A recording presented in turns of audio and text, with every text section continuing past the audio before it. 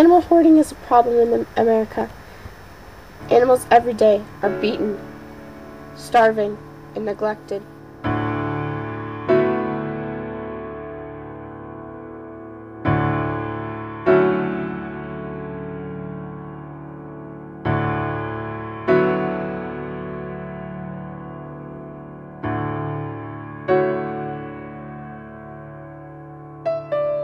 This is Dr. Melinda Merck here to talk about animal hoarding and animal abuse. She is the first forensic veterinarian in the U.S. Hoarding. I am a forensic veterinarian for the ASPCA, which is the American Society for the Prevention of Cruelty to Animals. I have written 2 textbooks, co-authored one, and written a textbook on veterinary forensics. And I have worked on over 300 to 400 cases of animal cruelty. Several of them are hoarding. So that's my background. I've been doing this, working with animal cruelty since I graduated vet school in 1988 pretty much, and full-time working on cruelty and forensics since 2006. Wow! Could you please tell us where we are right now? Where we are located right now in the ASPCA's Animal Mobile CSI unit. It's the first unit where it's a mobile hospital exam unit that I can do examinations in these 2 areas and crime scene investigation. So I can take this unit out to a crime scene and I can examine the victims of cruelty, live and deceased, right there on the scene. And then it carries all my crime scene equipment, all my alternative light sources, my entomology, collecting bug kits, and everything I could use, excavating graves, taking x-rays, doing emergency surgery, all that is here. What is your definition of animal abuse and hoarding? Well, with hoarding is animal abuse really on a massive scale. Usually it's involving a high number of animals, but it doesn't require that they have, it doesn't have to be the crazy cat lady with 100 cats in her house or in her 1-bedroom apartment. They don't have to have a large number of animals. It's defined as when someone has more animals than they can take care of, basically. When that overwhelms their ability to take care of. Have you seen a pattern in the hoarders and or abusers' behavior and demographics of both?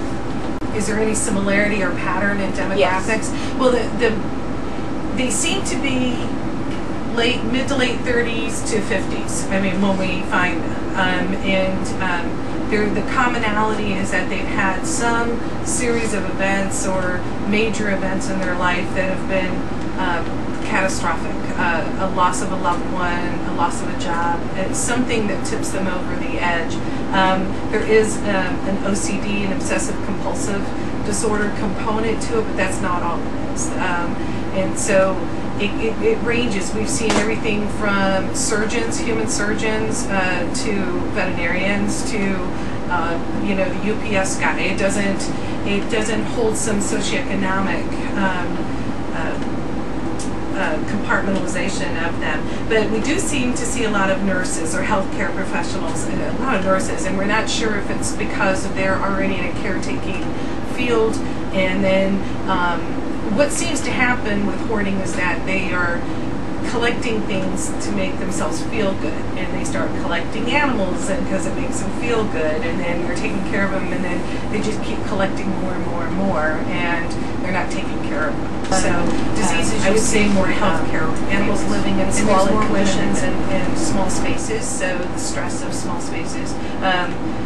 Used to be, we would say they weren't spayed and neutered, but now that's not the case because most of the shelters are spaying and neutering animals before they ever give them out or give them away, so it's not that. And usually there's deceased animals somewhere on the scene, so it's usually all of that: flea allergies, severe fleas, infectious diseases like leukemia with cats, or potentially parvo with dogs. It just depends on the type of species, and they usually have more than one species at their house. Usually.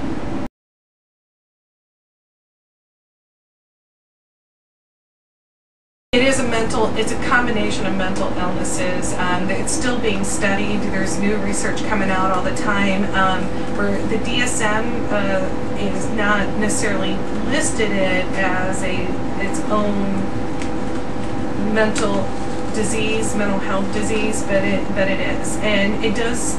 Like I said, it's a combination of several factors. There's questions of whether or not they can be rehabilitated.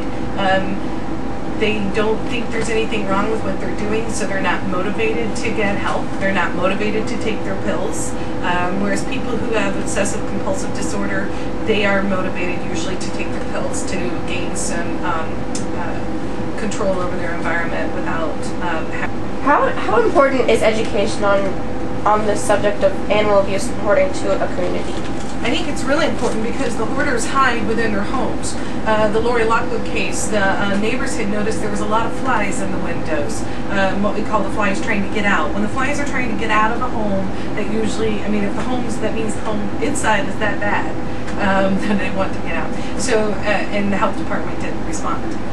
So I think the more that we educate schools, because there's kids that are living in these homes that are at risk and being neglected themselves, and so they come in, and when we've had cases, the teachers have said, you know, they came in smelling, and I just thought, you know, they had poor hygiene. And I'm like, no, it's the home needs to be investigated.